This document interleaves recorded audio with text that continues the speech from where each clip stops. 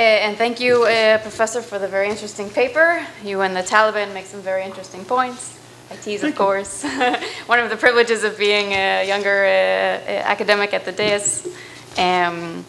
What we learned from this paper is that we need to recognize that the liberal version of multiculturalism makes somewhat unreasonable demands on those who come from strong groups, have strong group identities, and are not willing to put individualism or the identity of an individual citizen above every other association that they have in life. We see ethnographically that this is extremely common in our world today. Sometimes this is also referred to as thickness, as in thick societies, thick kinship, or as opposed to models of stranger sociality that assumes that each person enters the public sphere as an individual whose religion and group membership are issues really of private preference that they need to be keeping in the private sphere. As those of us who are interested in pluralism and shared societies, we recognize the need to accommodate group belonging in the public sphere without setting up these groups and populations to be demonized for all of the ills of society on the basis of their insistence on group belonging. And the suggestion made in this talk is what we should privilege, that we should privilege particular experience over abstract ideological commitment. This approach has rather profound implications for the way that we think about the bedrock of coexistence and what are the necessary conditions for it. In the professor's formulation, it's less an issue of a negotiated agreement in explicit terms.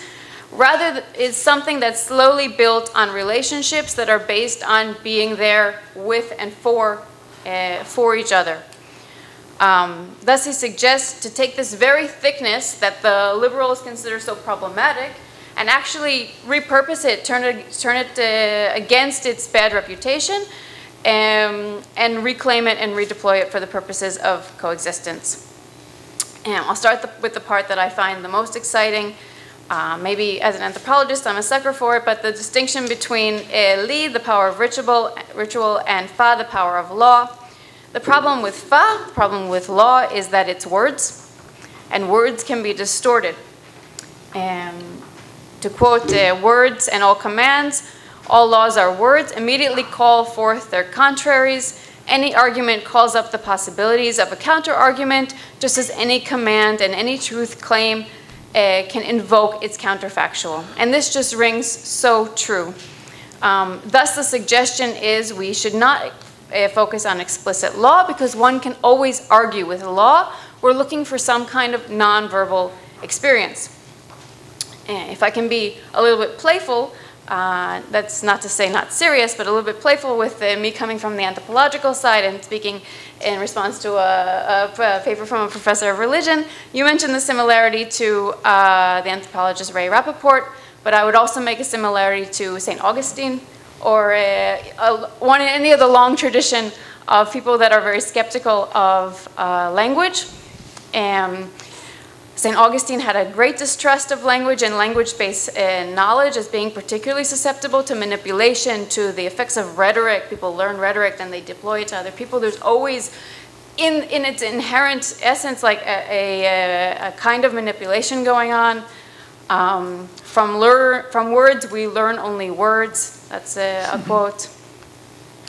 And it's based on the idea that signified things should have more value than their signs. Knowledge should be experiential, for Augustine internal. One cannot teach through words, though they may help, but through themselves, in Augustine's formulation, as made manifest by God. And he really seeks to cut out the middleman of discursive thought because this is the place that is the most susceptible to manipulation. Through language, we can deceive others, and more dangerously than deceiving others, we can deceive ourselves. And experience and contemplation, much less so. So the idea of fa, of words that plagues human rights, is very compelling. I've never quite heard it articulated in this way. That it so quickly invites the contrary, and if I may take this idea and run with it a little bit, but feel free to disown my interpretations, it's also something that invites fundamentalism, that invites ideological rigidity because of this problem of its abstractness. And this is something we can find in the examples you gave of a ritual slaughter and circumcision ban. And in this case, it invites kind of a fundamentalism of secularism and human rights, a total lack of nuance, a lack of improvisation that often is present with ritual, and that comes often with practices associated with folk religion that allow a kind of gentleness that enables coexistence, that law doesn't have this kind of flexibility. So why does folk religion, more ritual than textual, involve more nuance? Among other things, because the textual tradition is elitist.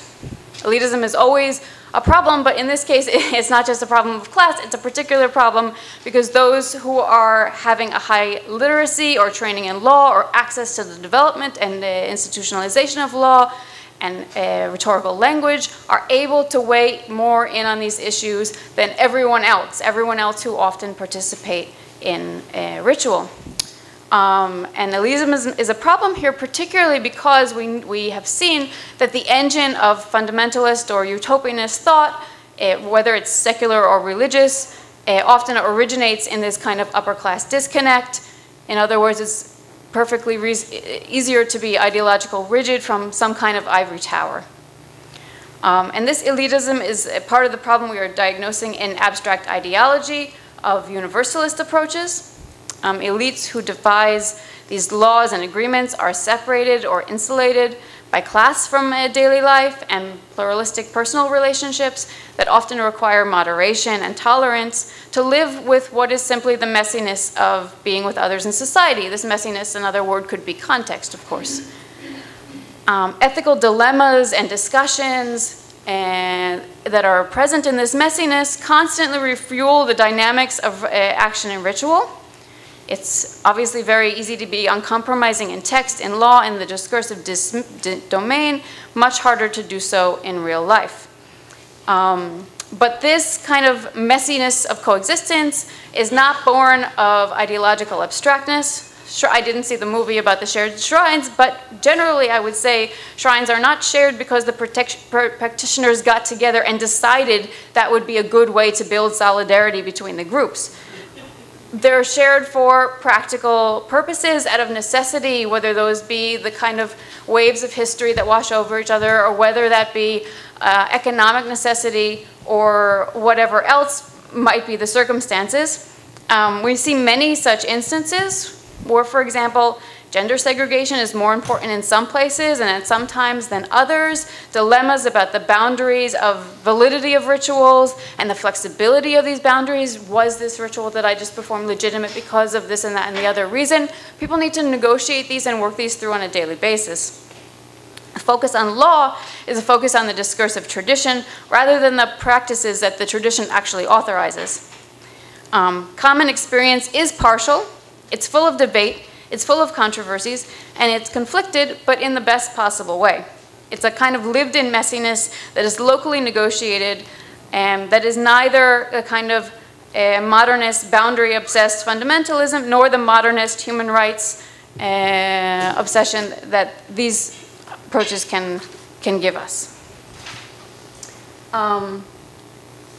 The talk presents an opposition to which neither of these positions are desirable. On the one hand, an erasure of all boundaries in favor of a universal humanity and no sense of particularity, versus a kind of reification of boundaries and difference.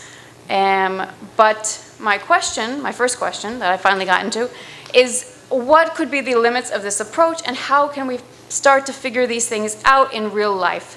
You gave really lovely examples, so I'll offer one of my own. I went recently, almost a year ago, but never mind, on a trip, an interfaith trip of a group called the Abrahamic Reunion to the town of Shpa'ala in the north. And this is a very interesting town because until relatively recently there was Christian, Jewish, and Muslim population there. And there is still a synagogue, a church, and a mosque. And when we got to the church, many of the ultra-Orthodox, the Haledim, that were with the group understood that they weren't going to be able to go into the church. And there was something of a consensus about this, but when they got to the mosque, there was more of a dilemma. And the leader of the group had said that the Rambam had prayed in a mosque, thus there was precedent, and they should be able to go in. Of course, with as much respect as they have for the leader, they can't just take his word for it.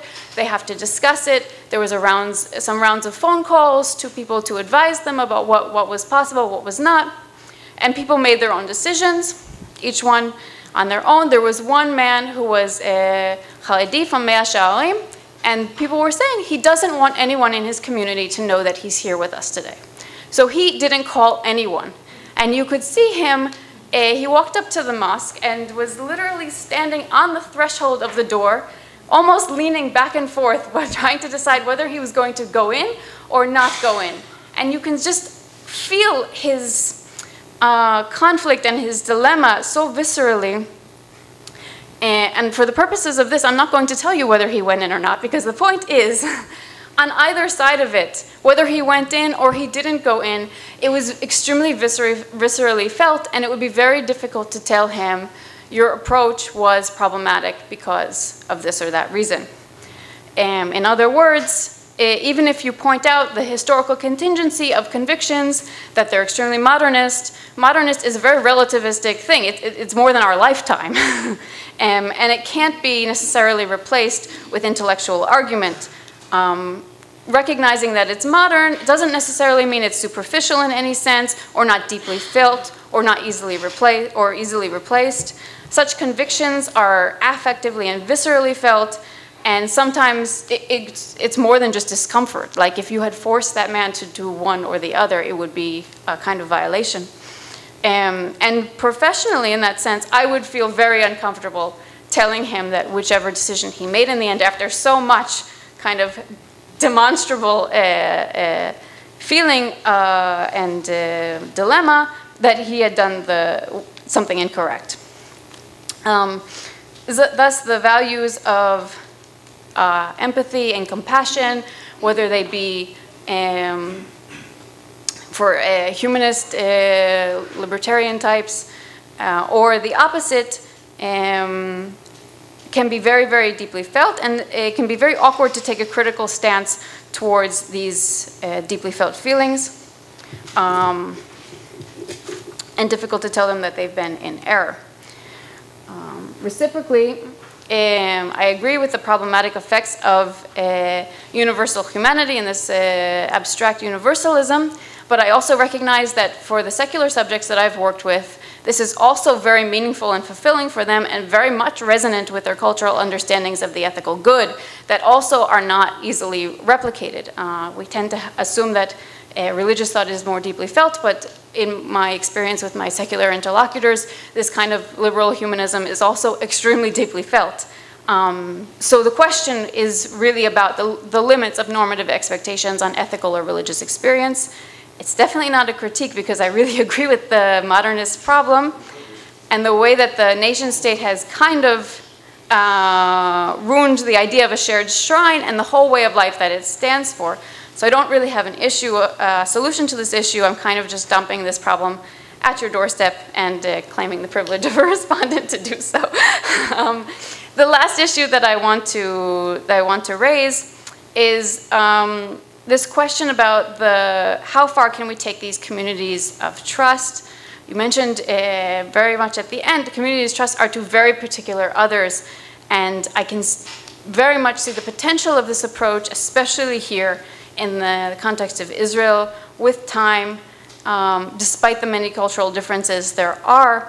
However, many modern crises don't have that kind of time to develop such communities of trust, or such a locally focused approach. One can take the Syrian refugee crisis flooding into Europe and the other parts of the Middle East as an example of this, where I was wondering if there is a kind of way for this approach to extend to these kind of circumstances that seem like they're more, that law would actually be more effective just for lack of time of building such relationships. That's my other issue. Thank you so much.